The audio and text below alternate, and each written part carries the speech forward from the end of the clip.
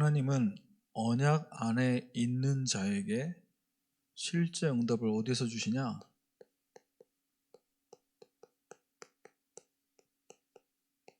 삶을 통해서 주시겠다고 약속하셨습니다. 자, 이 응답을 저와 여러분이 실제 받기 위해서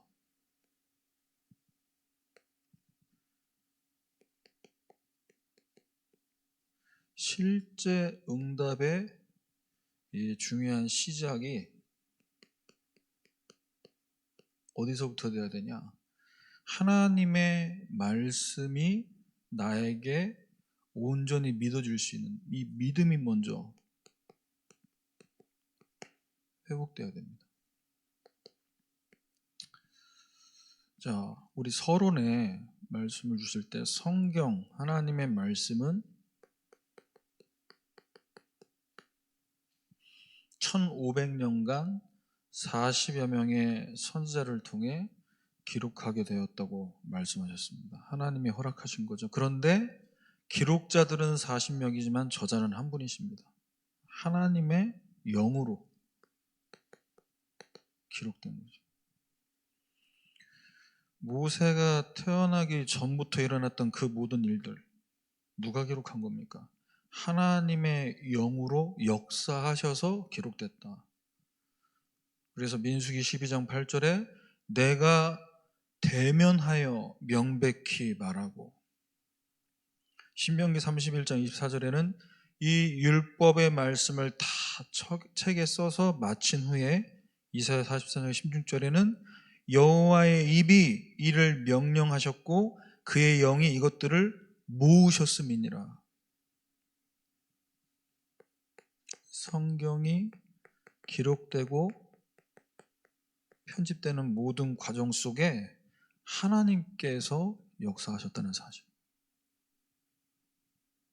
그래서 여러분 말씀 받으실 때 우리 강단을 통해서 주시는 말씀이 하나님과 대면하는 그 축복 속에서 목사님을 통해 여러분에게 주시는 살아있는 말씀으로 받으시길 바랍니다. 믿음을 회복하셔야 돼요. 두 번째, 이 성경 66권을 통해서 하나님은 뭘 말씀하십니까? 창세기를 통해 이번 주 우리에게 주신 이 말씀 속에서 우리는 이삭처럼 아브라함처럼 실수를 밥 먹듯이 하는 이런 연약한 존재지만 복음은 완전하다는 사실. 그래서 내 부족함으로 인해 복음의 능력이 소멸되지 않는다. 이 앞에 서서 말씀을 이 시간에 증거하는 저는 너무나도 부족하고 보잘것없지만 하나님이 이 시간 저의 입술을 통해 증거되는 이 복음의 말씀은 완전한 줄 믿습니다. 그 믿음이 우리에게 임할 때, 그 믿음이 우리에게 회복될 때 말씀이 여러분 안에 살아서 역사하는 거죠. 그래서 성찬식을 통해서 우리가 예수님의 살과 피를 먹고 마실 때 그 행위가 아니라 그 행위 속에서 우리의 믿음이 그리스도가 내 안에 계시면 실제 믿음으로 고백하며 성찬에 참여할 때 우리가 영원의 응답받는 중요한 성찬이 될 줄 믿습니다. 그래서 오늘 이 강단 말씀의 중요한 흐름 속에서 같이 나누기를 원하는 말씀 제목은 언약 안에서의 삶의 응답.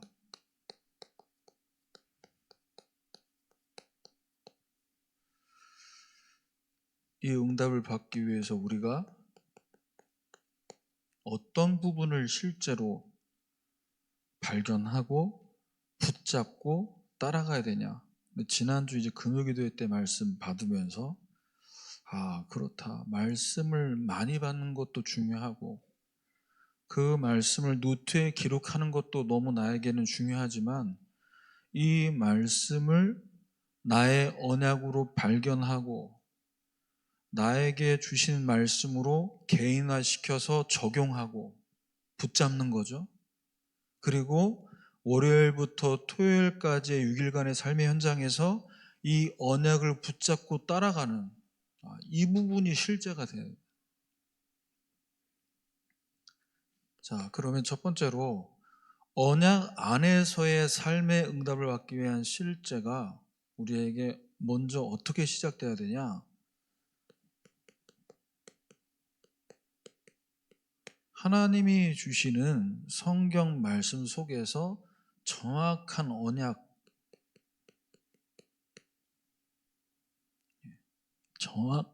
언약이 나에게 먼저 발견되어야 됩니다.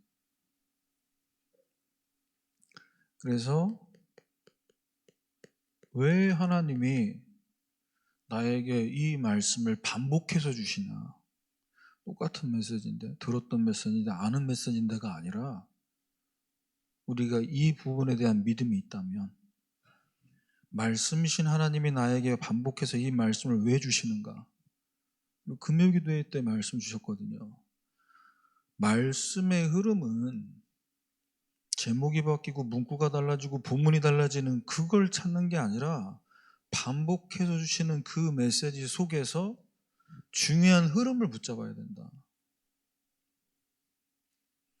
그래서 하나님이 왜 우리에게 반복해서 성경 66권을 통해 복음 하나를 그토록 설명하시려고 하는지 이 부분이 발견되도록 뭐 하셔야 되냐?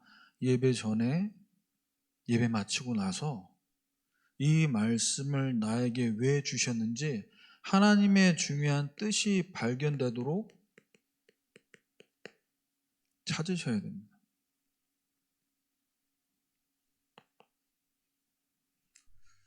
자, 어디서 우리가 이 정확한 언약의 말씀을 통해 하나님의 뜻을 찾아야 되냐? 우리에게 허락하신 어려운 현실. 쉬운 게 없는 것 같아요. 인생에, 우리의 삶에 하나하나가 쉬운 것이 하나도 없습니다. 그런데 이 현실 속에서 하나님이 주시려고 하는 정확한 언약, 창세기 26장 1절에서 2절입니다. 아브라함 때 첫 흉년이 들었더니 그 땅에 또 흉년이 들매. 아브라함 때 시작된 그 첫 흉년은 처음 당하는 일이기 때문에 당황도 되고, 당황되기 때문에 어쩔 수 없이 애굽으로 내려갔다. 그런데 또 흉년이 들었다라고 했을 때는 이제는 경험해봤고 들었던 것이 있기 때문에 우리도 모르게 상식선에서 움직일 수 있거든요. 어려워질 거니까 미리 대비하자라던가, 어려워질 시간표가 올 걸 알고 난 미리 준비한 부분이 있어. 자, 그런데 이런 불신자 수준에서의 대응이 아니라 하나님은 지금 이 상황을 통해서 우리에게 뭘 말씀하십니까? 이삭에게 말씀하셨습니다. 애굽으로 내려가지 말고 내가 내게 지시하는 땅에 거주하라. 하나님은 지금 이 반복되는 기근과 흉년이라는 어려운 현실을 통해서 이삭에게 뭘 발견하게 만드시냐? 아브라함에게 주셨던 가나안 땅, 그 속에 있는 영적인 의미, 그리스도와 세계복음화의 언약이 나의 언약이 되기를 원하십니다. 나의 복음, 나의 그리스도. 그래서 애굽으로 내려가지 말고 내게 지시하는 땅에 거주하라. 그래서 하나님은 이 흉년을 우연히 주신 게 아니라 필연으로 주셨다. 나의 가정과 가문을 통해 아버지에게 말씀하신 그 언약을 아버지를 통해서 이루실 언약으로 끝나는 게 아니라 나를 통해 이루실 언약으로 붙잡는 그리스도가 오실 것이다. 그래서 저와 여러분은 정확한 언약을 붙잡게 만드시는 하나님의 뜻을 우리가 찾으면서 기도할 때 아브라함과 이삭에 주셨던 이 복음이 우리에게 각인되어야 될 줄 믿습니다. 이게 하나님의 뜻입니다. 왜 우리에게 이 복음이 창세기 때부터 기록된 이 복음이 왜 우리에게 각인되지 않으면 안 되냐? 각인 안 되면 창세기 12장 1절 운명이 편집이 안 된다니까.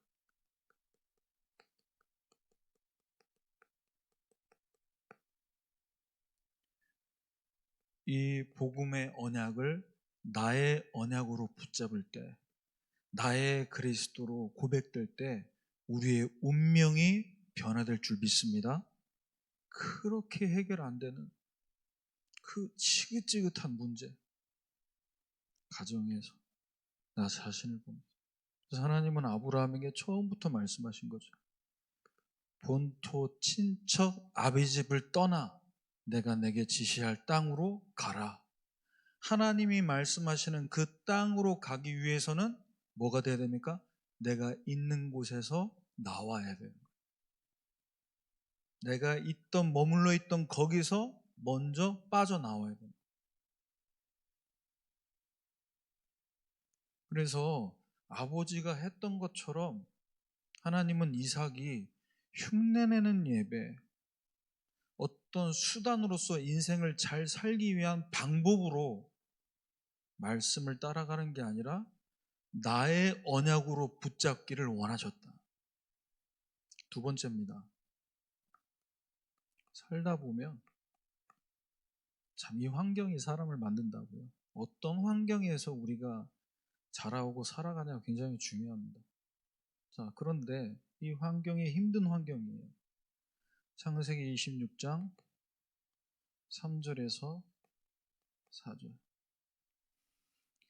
하나님이 말씀하신 대로 가나안 땅에 거류하면 내가 너와 함께 있고 내게 복을 주고 이 모든 땅을 네 자손과 네 후대에게 다 주리라고 말씀하셨는데 문제는 뭐냐? 말씀은 이렇게 우리에게 주어졌는데 그 말씀을 받고 나서 환경을 봤을 때 어려운 환경은 그대로라는 거죠. 말씀 받자마자 뒤돌아서면 바뀌어 있는 게 하나라도 있으면 좋은데 바뀐 게 하나도 없어요. 어떨 때는 더 이상해져 있어요, 환경. 이러면 이제 헷갈릴 수 있는 거죠. 당장의 환경은 그대로지만 하나님은 이삭에게 뭘 말씀하셨습니까? 내가 내 아버지 아브라함에게 맹세한 것을 이루겠다고 말씀. 맹세한 것을 이루겠다. 뭘 맹세하셨습니까? 4절에 네 자손을 하늘의 별과 같이 번성하게 하고 이 모든 땅을 네 자손에게 주고 네 자손으로 말미암아 천하 만민이 복을 받으리라. 하나님은 이삭이 아버지를 통해 듣게 하신 그 언약이 나의 세계복음화로 붙잡길 원하셨습니다. 아버지에게 주신 말씀이니까 나에게도 언젠가는 성취되겠지가 아니라 지금 나를 통해서 하나님이 이루실 말씀으로 붙잡기를 원하셨다. 이게 돼야 나의 언약, 나의 세계복음화로 붙잡혀져야 뭐가 됩니까? 이 말씀이 기도로 우리에게 계속해서 뭐가 되냐? 삶이 설계가 되는 거죠. 삶의 실제 응답이 올 수밖에 없는 기도 제목이 바뀌는 겁니다. 그래서 하나님은 이 창세기 26장 3절 4절 이 말씀이 나의 세계복음화로 붙잡혀져서 여러분 가정과 여러분의 업과 여러분의 모든 만남이 뭐가 되길 원하시냐? 237과 연결되길 원하신다. 그래서 여러분, 늘 출근하는 시간과 출근해서 앉아있는 그 책상과 만남은 똑같다 할지라도 거기서 나의 땅끝을 보길 바랍니다. 이 지역에 내가 10년 살았고 이 직장에 내가 20년 근무했는데 하나님, 나의 땅끝은 어디입니까? 내가 이 복음 가지고 이 산업을 두고 나의 세계복음화는 어디입니까?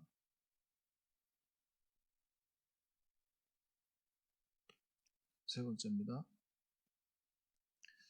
수십 년을 말씀 듣고 기도하고 훈련하고 예배에 인도받았는데 상태가 변화되지 않는 거예요. 나를 봤을 때. 그래서 나는 그렇다 치더라도 뭔가 앞에 선 주의 종들과 뭔가 훈련으로 인도받는 분을 봤을 때 그래도 저분은 인도받는 것 같다. 저분은 그래도 나보다 나은 것 같다. 그래도 그렇게 어떤 모델을 삼아서 나름대로 지금까지 달려왔는데 시간 지나 보니까 또 그것도 아닌 것 같고. 자, 하나님은 여기서 저와 여러분이 어떻게 정확한 언약을 붙잡길 원하시냐. 창세기 26장 5절입니다. 아브라함이 내 말을 순종하고 내 명령과 내 계명과 내 인류와 내 법도를 지켰음이라. 지켜야 되고 순종해야 된다는 이 부분이 성경 말씀으로 내가 읽을 때와 이것이 내 삶 속에서 응답으로 실제로 되지 않는다라는 이 갭이 너무나 크다라는 게 보일 때에는요, 사실 이 말씀을 좀 안 보고 싶거든요. 목사님 이제 강단에서 이 본문은 난 좀 빼고 싶다 얘기하셨는데 저는 이 말씀은 기록되어 있으니까 이걸 좀 안 보고 지나가고 싶네요. 난 이렇게 할 수 없으니까. 아니, 아브라함이니까 말씀대로 다 지키고 행했지. 나는 말씀대로 순종을 못하는데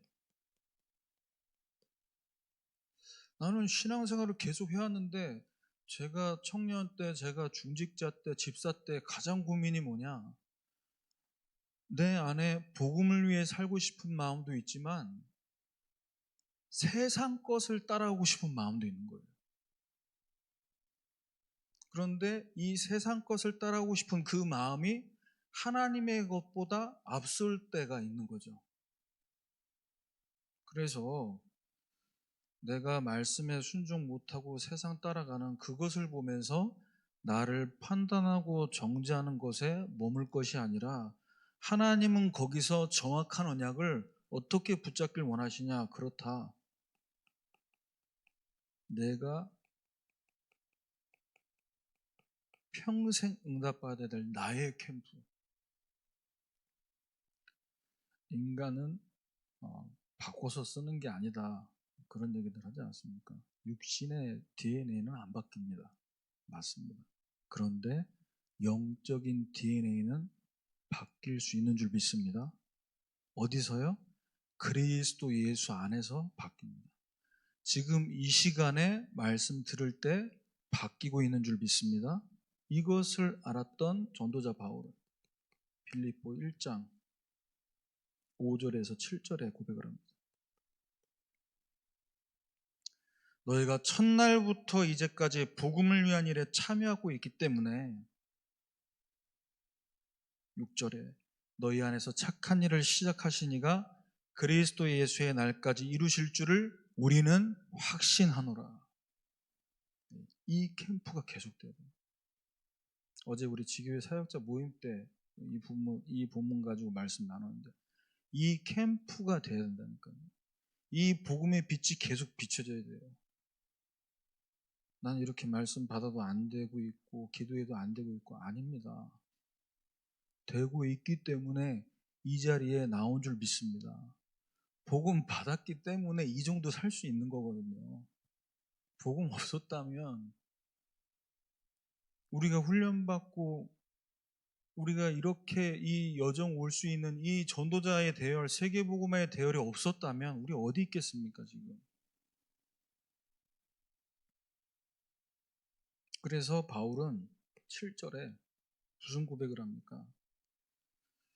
나의 매인과 복음을 변명한 확정함, 이 모든 부분에 너희가 다 나와 함께 은혜에 참여한 자가 됨이니라.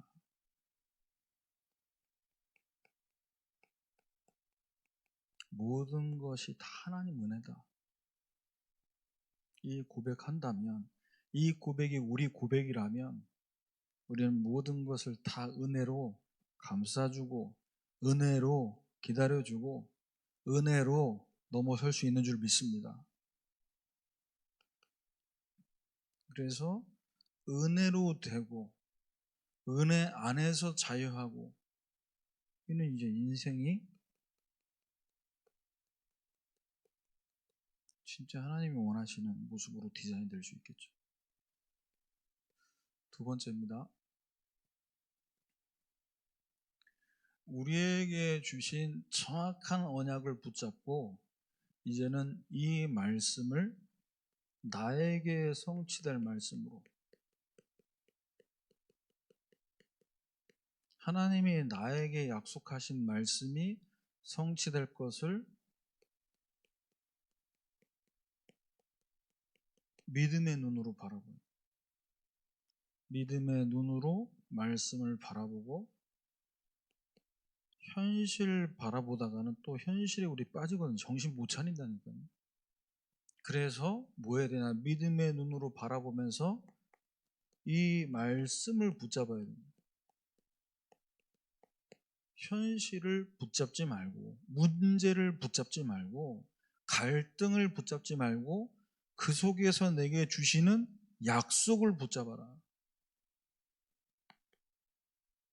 하나님이 우리에게 약속하신 말씀은 하나님의 때 하나님 시간표에 정확하게 반드시 이루어지는 줄 믿습니다.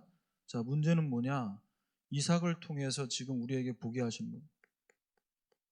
누구나 실수할 수 있습니다. 또 실수했다 할지라도 또 일어나면 될 줄 믿습니다. 그런데 아셔야 될 게 뭐냐? 실수가 반복되는 개인마다 패턴이 있어요.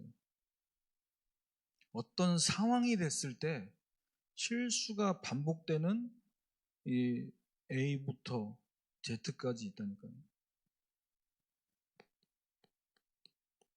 창세기 26장 7절에서 8절입니다. 아버지 아브라함을 통해서 그대로 보고 듣고 따라하는, 그는 내 누이라 하였으니, 리브가를 두고 또 얘기하는 거죠. 내 누이라. 내 아내가 아니고 누이다. 왜 이렇게 얘기합니까? 그때 당시 상황이 이 아내를 데려갈 때는 그 남편을 죽이는, 근데 이제 너무나 얼마나 아름다웠는지 뭐 성경에서는 알이 떴다고 표현을 했지만 상황 자체가 이삭에게는 두려웠던 거죠. 생기지는 않았는데, 발생된 사건은 아닌데 상황을 보니까 염려가 됐고, 염려가 되니까 위기를 모면하기 위해 그때 이 말을 하게 된 겁니다. 내 누이라 하라. 말이 앞서고 내 주장이 앞서고 내 계획이 앞서는, 이게 바로 창세기 3장, 6장, 11장이거든요. 그래서 저와 여러분은 이삭처럼 우리 가정에 일어나는 실수, 누구나 실수할 수 있는데 이 실수 속에서 뭘 보셔야 돼요? 믿음의 눈으로 인정하셔야 돼요. 우리 가정에 일어난 모든 일, 하나님 절대 주권 속에 있다. 당신 탓이야, 내 탓이야, 우리 잘못이야. 거기서 빨리 벗어나서 뭘 보셔야 되냐? 하나님의 절대 주권 속에서 이 모든 것이 이루어졌다는 것을 인정하시고, 26장 8절입니다. 이삭이 이렇게 거짓말하고, 자기 아내를 자기 누이라고 얘기했을 때, 또 하나님은 블레셋 왕 아비멜렉을 통해서 보게 하셨습니다. 뭘 보게 하셨냐? 이삭이 거짓말했구나. 거짓말했으면 좀 거리두기라도 하고 안 그런 척 연기라도 해야 되는데 또 품에 안고 있는 게 딱 걸렸어. 네. 아내라고 말했으면 아닌 척 해야 되는데 하나님이 보게 만드신 거죠. 왜? 아브라함과 이삭을 통해서 이루실 그리스도의 언약을 하나님은 이루시기 위해서.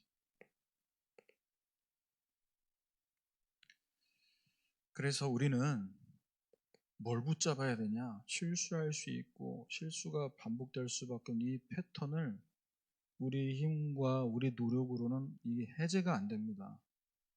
이 패턴을 풀 수가 없습니다. 어디서 어떻게 풀려야 되냐? 히브리서 11장 8절입니다. 믿음으로 아브라함은 부르심 받았을 때 갈 바를 알지 못하고 나아갔습니다. 믿음으로 그가 이방인 땅에 있는 것 같이 약속의 땅에 거류하며 동일한 약속을 유업으로 받은 이삭, 야곱 더불어 장막에 거했다고 해요.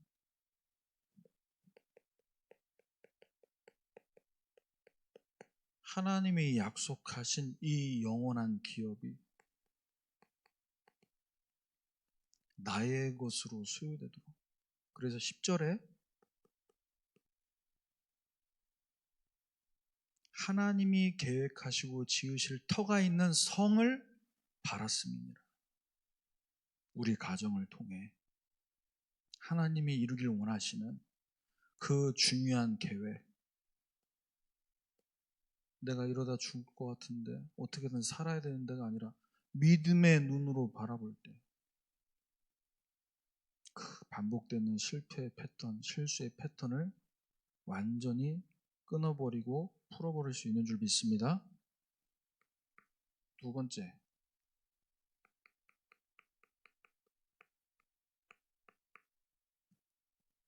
언약 잡은 하나님 백성이 창세기 26장 12절 14절입니다.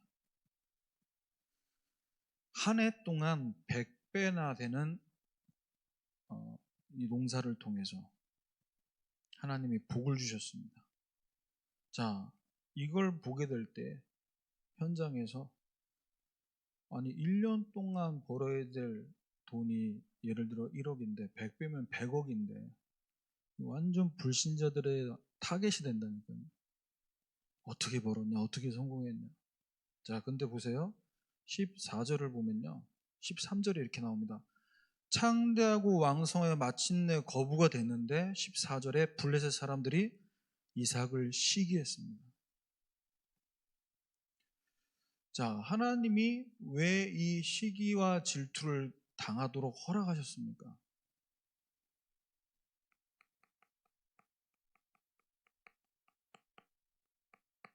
이삭을 통해 하나님은 중요한 절대 계획을 갖고 계셨어요. 이것을 이루기 위해서. 당연한 거 아니겠습니까? 사실 사돈이 땅 사면 배 아프다고. 우리 성도들끼리도 저희 교회는 그런 분들 없지만 믿는 자들끼리도 그렇지 않습니까? 저분은 응답받는데 왜 나는 응답 안 주냐고. 그럼 저분이 뭔가 응답받은 거 프로만 감사하다. 하나님이 축복하셨구나 이래야 되는데 속으로는 약간 쓰리잖아요. 나는 왜 안 주냐고.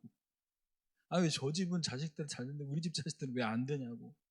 그럴 수 있지 않습니까? 근데 불신자들은 하물며 더하면 더했죠. 여기서 하나님의 절대 계획이 뭐냐? 여기에 대한 눈을 떠야 됩니다. 자, 15절에서 19절까지 말씀 보면요. 15절에 아버지 아브라함 때에 아버지의 종들이 판 모든 우물을 막고 흙으로 메워버렸어요. 아니, 아버지한테 주신 게 다 내 건데 이걸 다 불신자들이 메워버렸다. 자, 그럼 이걸 두고 어떻게 해야 됩니까? 뺏기 위해 싸워야 됩니까?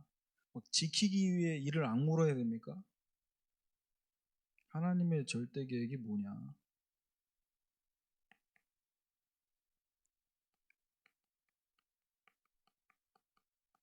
하나님은 영원한 작품을 예비하고 계신다. 그래서 이삭을 통해서 이미 히브리서 11장 17절 19절에 이 응답을 아버지와 함께 어떻게 받았습니까? 아브라함이 시험 받을 때 믿음으로 이삭을 드렸습니다. 그러면서 네 자손이라 칭할 자는 이삭으로 말미암으리라 하셨습니다. 그 얘기는 뭐냐? 19절에 아브라함이 이삭을 드릴 수 있었던 이유, 하나님이 이삭을 죽으자 가운데서도 다시 살리실 줄을 생각한지라. 여호와 이레의 응답. 하나님이 준비하셨다는 겁니다. 불신자들이 시기하고 질투하고 아브라함 때 주셨던 그 우물을 다 메워도 나는 괜찮다. 왜 괜찮을까요? 예, 여기에 대한 믿음이 있어요.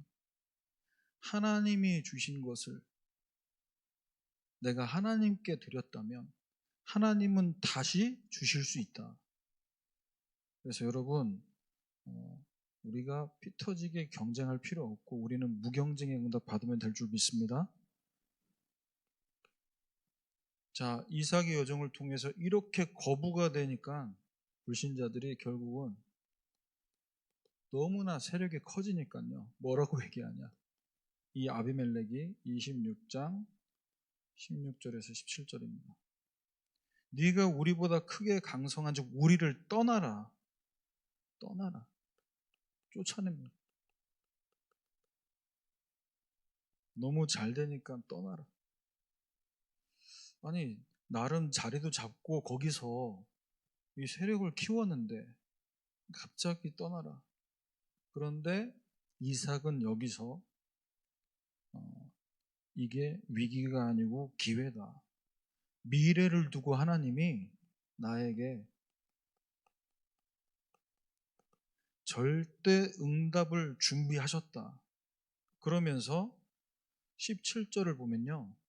이삭이 그랄 골짜기에 장막을 치고 거기에 거류하면서 이삭의 종들을 통해 뭘 얻게 하셨습니까? 셈의 근원을 얻게 만드셨어요. 셈의 근원. 하나님이 주시는 응답은 한 번 먹고 끝나는 응답이 아니라 근원적인 축복인 줄 믿습니다. 근원을 얻어야 돼요. 오늘만 장사되고 올해만 장사되고 이번 달만 흑자 내고 끝나는 게 아니라 평생 응답받을 근원을 얻는 이 밤 되시기를 주님의 이름으로 축원합니다. 이게 하나님이 주시는 절대 응답이에요. 하나님이 주시는 이런 절대 응답을 받아야 뭐 할 수 있냐? 우리 후대들에게 영원한 유산을 남겨줄 수 있죠. 근원을 얻었으니까. 아브라함 아버지가 팠던 그 우물을 다 막아버려도 상관이 없는 절대 응답. 자, 그런데 보세요. 이 19절 보면요. 이삭의 종들이 가서 이제 셈의 근원을 얻어서 21절에 다른 우물을 팠는데 그들이 또 다투었다고 나옵니다. 그래서 22절을 보면요. 거기서 옮겨서 다른 우물을 팠다. 왜 가는 곳마다 다른 우물을 파도 되냐? 근원을 얻었기 때문에. 어디를 파면은 샘이 터진다는 걸 아는 근원을 얻었기 때문에. 다퉈도 너 가져라. 왜? 나는 다른 데를 팔면 되니까. 파면 나오니까. 그래서 22절에 결국 어떤 응답을 받았습니까? 르호봇의 응답을 받았습니다. 이 르호봇의 응답을 받으니까 그들이 다투지 아니하였으므로 경쟁이 아닌 무경쟁의 응답이 절대 응답인 줄 믿습니다. 우리는 메시지 속에서 말씀하잖아요. 골리앗과 다윗은 싸움이 될 수가 없다니까요. 왜? 골리앗은 자신이 믿는 신, 칼과 단창으로 나오지만 우리는 만군의 여호와 하나님의 이름으로 나아간다.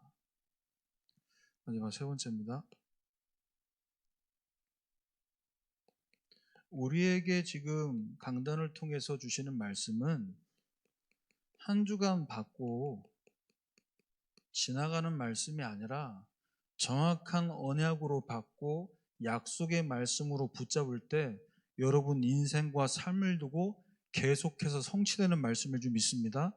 그래서 삶에서 응답받기 위해서 뭘 잘하시면 되냐? 삶의 방향을 설정하셔야 돼요. 왜냐하면 말씀 붙잡고 말씀 따라가지 않으면 나도 모르게 나 육신 세상 중심으로 또 방향이 틀어지고 있다는 거예요. 아무리 노력을 해도요. 내가 아무리 의지적으로 여기서 내려가서 여기 한 번 나오셔가지고 테스트하면 몸소 체험하실 텐데 집에 가서 한번 해보십시오. 여기서 걸어서 제가 저기까지 눈 감고 얼마 안 되잖아요. 한 15m 돼. 저기 저문까지 눈 감고 똑바로 걸어가 보겠다. 한 분도 똑바로 못 걸어요. 왼쪽으로 가든 오른쪽으로 가든. 우리가 언약 붙잡고 언약 따라가지 않으면 우리가 그렇게 흘러간다는 거예요. 그것을 늘 아시고 뭐 하셔야 되냐? 계속 말씀 따라가요. 계속. 자, 우리에게 지금 세 가지 뚫을 두고 금토일 시대를 두고 계속 주고 계신 메시지가 뭐냐? 절대 망대.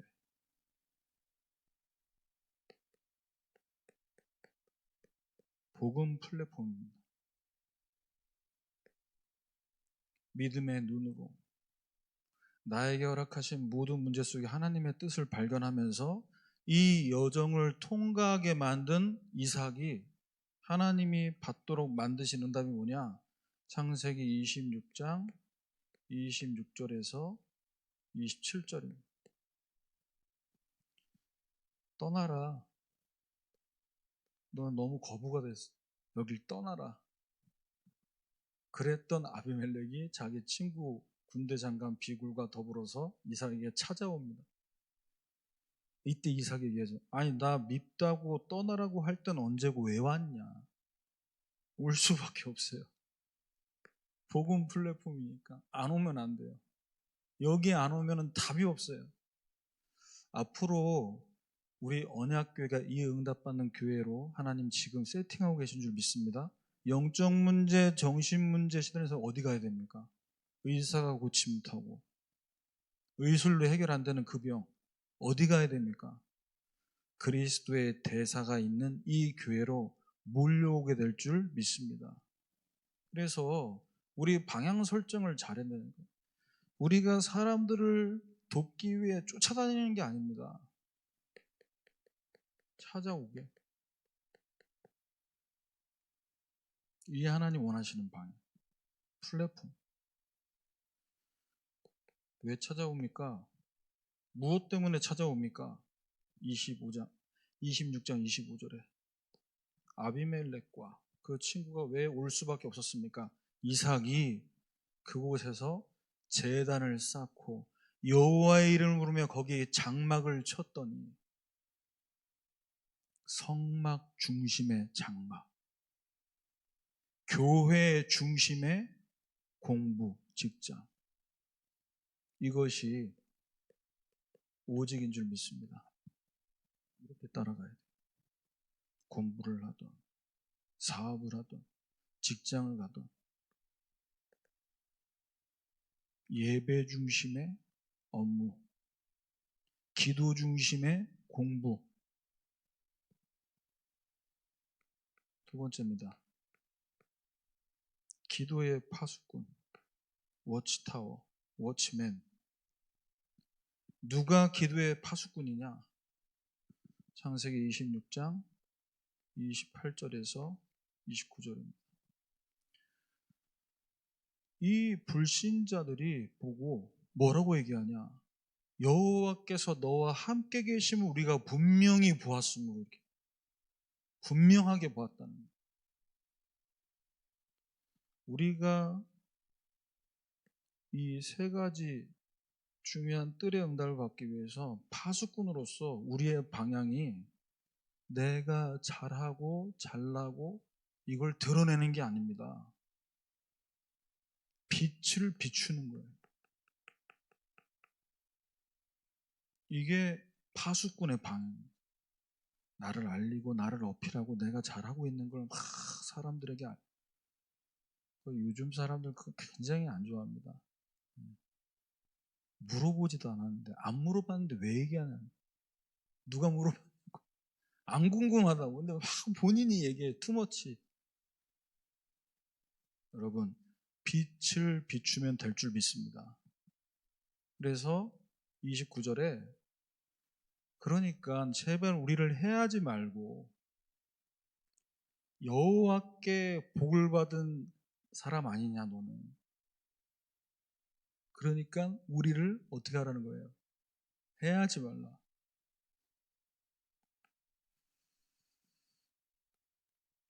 왜 이렇게 파수꾼의 응답을 받을 수 있습니까? 24절입니다. 나는 네 아버지 아브라함의 하나님이니 두려워하지 마라.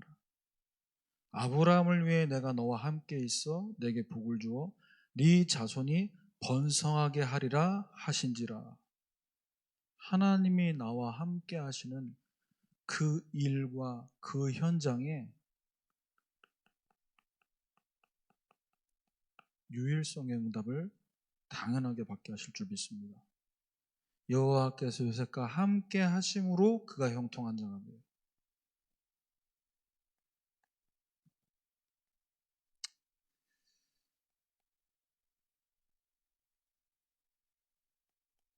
전도의 안테나. 우리가 현장에서 불신자들을 살리기 위해서 우리가 그들을 설득하는 것이 아닙니다. 설득이 아니라 하나님 우리에게 주신 방향은 보호자와 소통하는 거예요. 현장에 있지만 현장 사람들과 소통하지만 그들 이야기 들어주지만 우리는 보호자와 소통되는 사람. 창세기 28장, 26장 30절에서 32절입니다. 이삭이 찾아온 그들을 위해서 잔치도 베풀고 먹고 마시면서 이야기했겠죠. 자, 그런데 그날에 32절에 이삭의 종들이 자기들이 판 우물에 대해서 이삭이 와서 알립니다. 이때 우리가 물 얻었습니다 라고 얘기하니까 33절에 보좌와 소통됐던 이삭이 뭐라고 얘기하냐? 그 이름을 세바라 한지라. 무슨 말이죠? 창세기 21장 30절 31절 부엘세바를 얘기합니다. 아버지 아브라함 때 주셨던 그 부엘세바. 이 블레셋 사람들이 다 막아버렸던 그곳. 보좌와 소통됐던 이삭에게는 또 하나의 우물 터졌구나. 우리 부자구나. 이게 아니라 바로 여기가 보좌와 소통되는 중요한 자리다. 보좌와 소통되는 이 응답을 받기 위한 맹세 우물이다. 이걸 다시 한번 하나님 앞에 고백하는 거예요. 재창조. 여러분의 업이, 여러분 직장 현장이 보좌와 소통되는 부엘세바와 같은 우물 되기를 주님의 이름으로 축원합니다. 결론입니다. 언약 안에 있는 삶, 거기서 오는 응답 받는 사람은 아침, 낮, 밤으로 집중합니다. 그걸 보고 삼집중이라고. 아침에는 아침 준비하시면서, 낮에는 일하시면서, 저녁에는 잠들기 전에. 근데 하나님, 우리가 집중이 잘 안 되는 걸 아시고 뭘 주시냐? 집중하라고. 하나님 바라보라고 문제 주시고 갈등 주시고 위기 주십니다. 하나님 바라보게 만들어요. 이게 우리를 영적 전환되게 만드는 하나님의 중요한 통로인 줄 믿습니다. 그래서 문제 올 때, 위기 왔을 때 빨리 생각을 바꾸셔야 돼요. 어떻게 답을 찾아야 되지? 어떻게 이걸 헤쳐나가야 되지? 머리 굴리지 마시고 하나님 바라보시면 됩니다. 그러면 이 문제와 갈등과 위기 속에 있는 중요한 답을 찾게 만드십니다. 여러분, 월요일부터 토요일까지 삶의 응답을 정말 나는 구체적으로 실제로 받고 싶다. 그러면 월요일부터 쓰세요. 뭐가 문제고 뭐가 갈등이고 뭐가 위기냐 쓰세요. 그 월요일부터 토요일까지 쓰시고 거기에 대한 답을 주일날 말씀을 통해 찾아보시길 바랍니다. 하나님이 아마 응답을 쏟아주실 거예요. 왜? 영적인 전환이 딱 돼 있으니까요. 말씀을 통해 답을 얻을 수 있는 상태가 돼, 영적 상태가 돼 버리니까.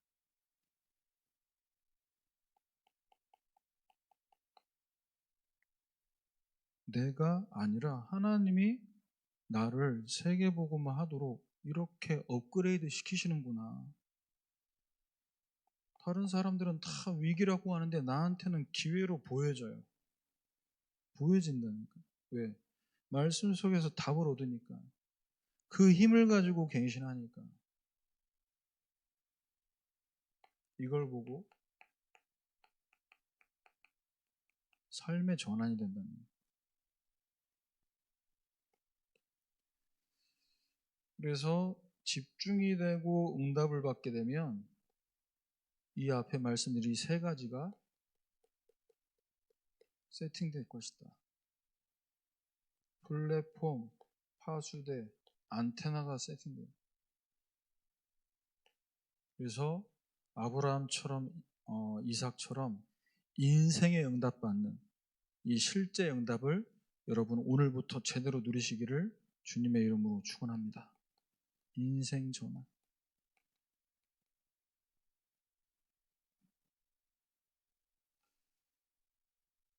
그래서 우리에게 주신 말씀이 지나가는 말씀이 아니라 하나님의 영으로 기록되고 편집된 이 말씀은 지금도 정확한 언약을 붙잡고 그 언약 붙잡고 따라가는 자의 삶을 통해 계속해서 성취될 줄 믿습니다. 그래서 이 응답과 축복을 실제로 나의 응답으로 나의 언약으로 붙잡고 누리는 한 주간 되시기를 주님의 이름으로 축원합니다. 하나님 감사합니다. 언약 안에서 우리가 실제로 받아야 될 응답들을 다시 한번 말씀을 통해 붙잡습니다. 현실 바라보면서 기근과 흉년 바라보면서 애굽 내려가지 말고 정말 우리에게 주신 언약 속으로 그리스도 언약 속으로 더욱더 깊이 들어가는 세계복음화 속으로 들어가는 우리 언약의 백성들 되게 하여 주옵소서. 예수 그리스도의 이름으로 기도합니다. 아멘.